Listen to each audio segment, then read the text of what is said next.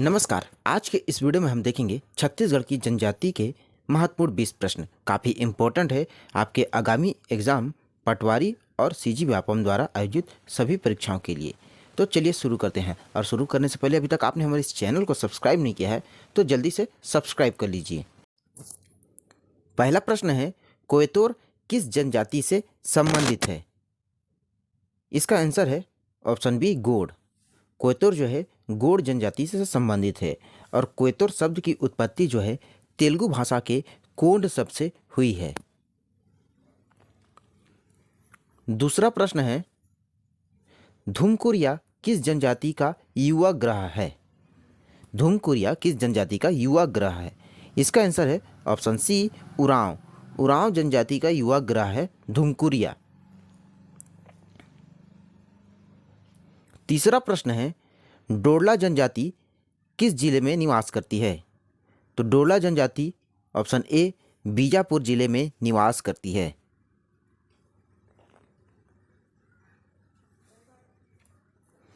थापटी एवं ढांढल नृत्य किस जनजाति में प्रचलित है? मोस्ट इंपोर्टेंट क्वेश्चन है। इसका आंसर है ऑप्शन बी, कोरकू। कोरकू जनजाति में थापटी एवं ढांढल नृत्य प्रचलित है। पांचवा प्रश्न है, सादरी बोली किस जनजाति की बोली है? तो सादरी बोली है ऑप्शन सी, उरांव जनजाति की बोली है सादरी बोली।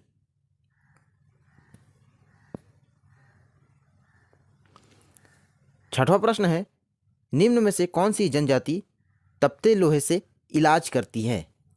इसका आंसर है ऑप्शन डी, भुंजिया। भुंजिया जनजाति तपते लोहे से इलाज करती है और लोहे गलाने का कार्य करती है अगरिया जनजाति। तो इस क्वेश्चन में कंफ्यूज आप बिल्कुल मत होइएगा। अगरिया जनजाति लोहे गलाने का कार्य करती है और भुंजिया तपते लोहे से इलाज करती है। सातवां प्रश्न है, माडुली क्या है? माडुली क्या है? इसका आंसर होगा ऑप्शन सी, ग्राम का मुखिया। माडुली जो है ग्राम का मुखिया है। इसे परजा जनजाति में ग्राम का मुखिया कहते हैं माडुली को।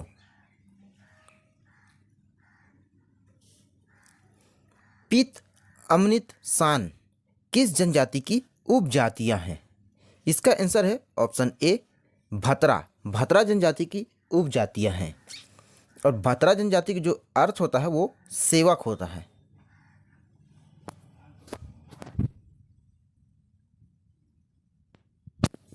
नौवां प्रश्न है, निम्न में से कौन सी जनजाति पांडवों का वंशज मानती है?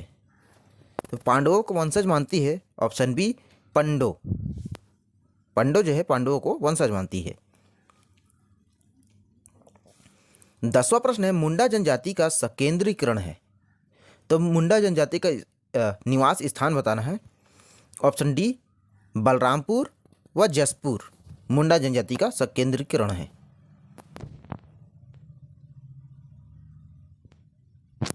11वां है, निम्न में से कौन सी जनजाति कत्था बनाने का कार्य करती है? तो कत्था बनाने का कार्य करती है ऑप्शन बी, खैरवार। खैरवार जनजाति जो है कत्था बनाने का कार्य करती है और खैर के वृक्ष से जो कत्था का निर्माण होता है वो खैर के वृक्ष से। 12वां प्रश्न है, धनुष की पूजा करती है। तो कौन सी जनजाति है जो धनुष की पूजा करती है? नाम से ही पता चल रहा है ऑप्शन ए, धनवार।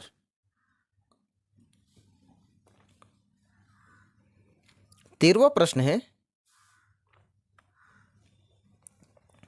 किस जनजाति में घोड़े को छूना भी पाप माना जाता है? तो घोड़े को छूना पाप माना जाता है ऑप्शन बी, गदबा जनजाति। गदबा जनजाति में घोड़े को छूना भी पाप माना जाता है। देवर भाभी पुनर्विवाह किस जनजाति में प्रचलित है? मोस्ट इंपोर्टेंट क्वेश्चन है। देवर भाभी पुनर्विवाह किस जनजाति में प्रचलित है? इसका आंसर है ऑप्शन ए, बिहार। बिहार जनजाति में देवर भाभी पुनर्विवाह प्रचलित है। रामायण में उल्लेखित जनजाति है। तो रामायण में उल्लेखित जनजाति है ऑप्शन सी, भील। भील जो है रामायण में उल्लेखित जनजाति है और भील जो है मध्य प्रदेश की सबसे बड़ी जनजाति है भील। 16वां प्रश्न है, किस जनजाति में उड़िया भाषा का मिश्रण पाया जाता है? तो उड़िया भाषा का मिश्रण पाया जाता है ऑप्शन डी सौता। इसकी उत्पत्ति जो है उड़ीसा में हुई है, सौता जनजाति की। अगला है, भूमिका या परिहर क्या है? भूमिका या परिहर क्या है? तो इसका आंसर होगा ऑप्शन सी झाड़ फूक करने वाला। झाड़ फूक करने वाले को भूमिका या परिहर कहते हैं। और किस जनजाति में कहते हैं? तो ये कोरकू जनजाति में कहा जाता है भूमिका या परिहर। अगला है, गौड़ नृत्य प्रचलित है।